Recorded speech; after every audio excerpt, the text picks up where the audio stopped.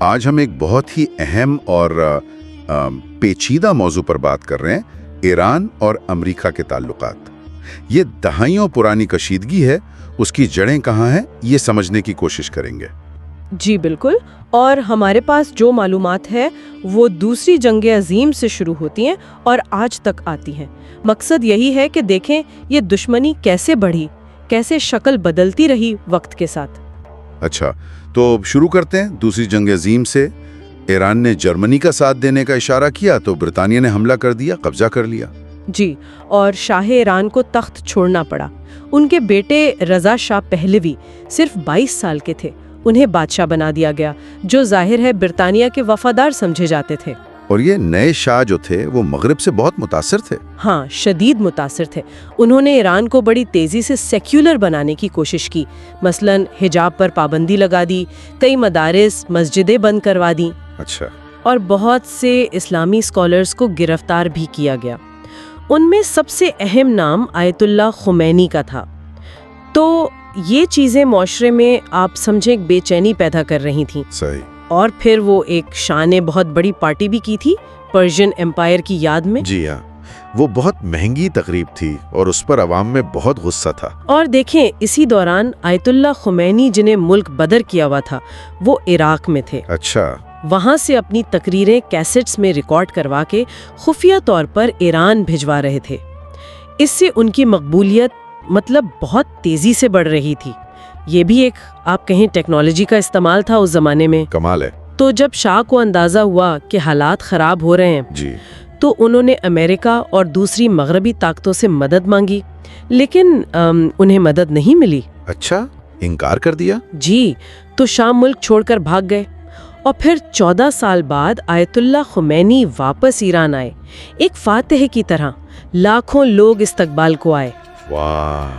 تو یہ صرف پالیسیوں کا رد عمل نہیں تھا، بلکہ عوام میں جو مغرب مخالف جذبات تھے اور اپنی مذہبی شناخت کی خواہش تھی اس کا بھی اظہار تھا۔ اور خمینی صاحب کی واپسی کے ساتھ ہی وہ نعرے شروع ہو گئے، امریکہ مرد آباد والے۔ جی بالکل، اور پھر فوراً ہی وہ واقعہ ہوا کہ تہران میں امریکی سفارت خانے پر ان کے حامیوں نے قبضہ کر لیا۔ 50 سے زیادہ امریکی یرغمال بن گئے۔ اور مطالبہ کیا تھا؟ مطالبہ یہ تھا کہ امریکہ موصول شاہ کو ایران کے حوالے کرے۔ بس یہیں سے آپ سمجھیں ایران اور امریکہ کی براہ راست کھلی دشمنی شروع ہو گئی۔ اچھا، اس کے فوراً بعد پھر عراق نے حملہ کر دیا ایران پر، صدام حسین نے؟ جی، کچھ ہی عرصے بعد کہا جاتا ہے کہ صدام حسین کو امریکہ اور کچھ عرب ممالک کی حمایت حاصل تھی۔ اس سے پھر وہ 8 سال لمبی ایران عراق جنگ شروع ہوئی۔ بڑی تباہ کن جنگ تھی۔ 8 سال؟ جی، اور اتنی عالمی حمایت کے باوجود صدام حسین خمینی حکومت کو ختم نہیں کر سکے۔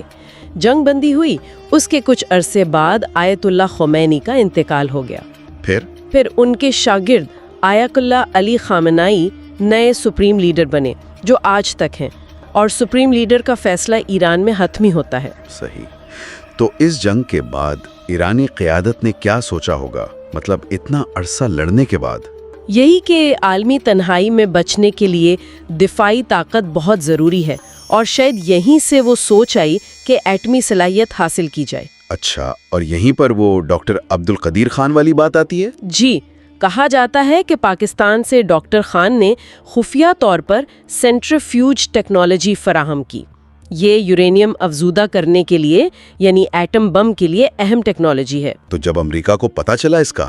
ہاں، تو صدر بش نے ایران کو ایکسس آف ایول کا حصہ قرار دے دیا۔ وہ 9/11 کے بعد کی بات ہے۔ جی جی۔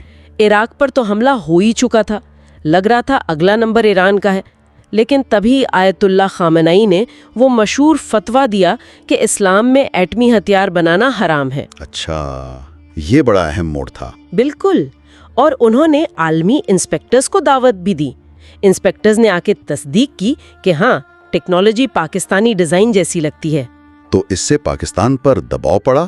جی، پاکستان پر دباؤ بڑھا، ڈاکٹر خان نظر بند ہو گئے، اور فتویٰ آنے کے بعد امریکہ کے پاس حملے کا جو ایک جواز بن رہا تھا وہ کمزور پڑ گیا، اگرچہ اسرائیل کا دباؤ پھر بھی رہا۔ پھر اوباما کے دور میں وہ نیوکلیر ڈیل ہوئی، JCPOA جسے کہتے ہیں؟ جی، وہ ایک بڑی پیش رفت تھی۔ ایران نے عالمی نگرانی قبول کی، اپنا پروگرام محدود کیا، بدلے میں امریکہ اور باقی ممالک نے پابندیاں نرم کیں۔ لیکن وہ ڈیل زیادہ چلی نہیں، ڈونلڈ ٹرمپ آئے، انہوں نے صدر بنتے ہی امریکہ کو یک طرفہ طور پر اس ڈیل سے نکال دیا اور ایران پر پہلے سے بھی زیادہ سخت پابندیاں لگا دیں۔ اس سے ایران کی معیشت کو بہت نقصان پہنچا۔ جواب میں ایران نے بھی آہستہ آہستہ اپنے نیوکلیئر پروگرام پر جو پابندیاں تھیں ان سے پیچھے ہٹنا شروع کر دیا۔ اور اسی دوران وہ جنرل قاسم سلیمانی والا واقعہ بھی ہوا ہے۔ جی، ٹرمپ انتظامیہ نے ایک میزائل حملے میں انہیں ہلاک کر دیا، کشیدگی بہت بڑھ گئی تھی۔ پھر صدر بنے ابراہیم رئیسی، وہ تو سخت گیر سمجھے جاتے تھے۔ جی، وہ امریکہ سے کسی بھی قسم کی ڈیل کے سخت خلاف تھے۔ ان کے دور میں نیوکلیئر پروگرام اور تیز ہوا، لیکن پھر پچھلے دنوں ان کا ہیلی کاپٹر حادثے میں انتقال ہو گیا۔ ہاں، اب جو نئے صدر آئے ہیں وہ نسبتاً نرم موقف رکھتے ہیں اور انہوں نے دوبارہ مذاکرات کی بات کی ہے۔ لیکن اسرائیل کا کیا موقف ہے اس سب میں؟ دیکھیں، اسرائیل شروع سے ہی کسی بھی امریکہ ایران ڈیل کے خلاف ہے۔ وہ مسلسل کہہ رہے ہیں کہ ایران بس چند مہینوں میں ایٹم بم بنا لے گا۔ یہ بات وہ ذرائع کے مطابق پچھلے کوئی 25 سال سے کہہ رہے ہیں۔ 25 سال سے؟ جی، مختلف وقفوں سے۔